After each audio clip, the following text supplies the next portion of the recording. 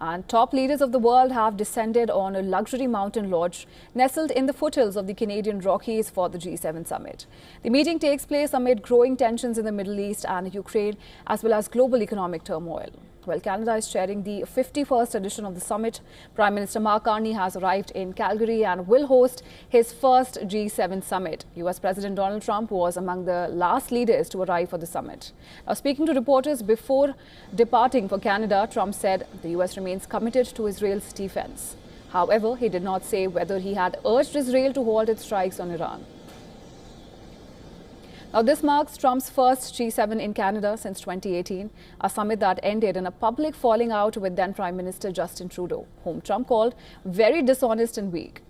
While among the others who are arriving are the UK Prime Minister Keir Starmer, Japan's Premier Shigeru Ishiba, German Chancellor Friedrich Merz, and South Africa's President Cyril Ramaphosa. European Commission President Ursula von der Leyen is also in Canada for the summit. She said she urged Israeli Prime Minister Benjamin Netanyahu in a call on Sunday to pursue diplomacy with Iran, but stopped short of calling for a ceasefire.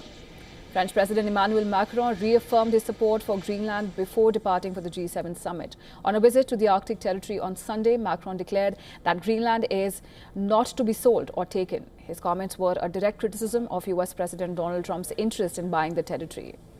Now, away from the official summit site, protesters gathered in downtown Calgary to raise a range of global and local concerns.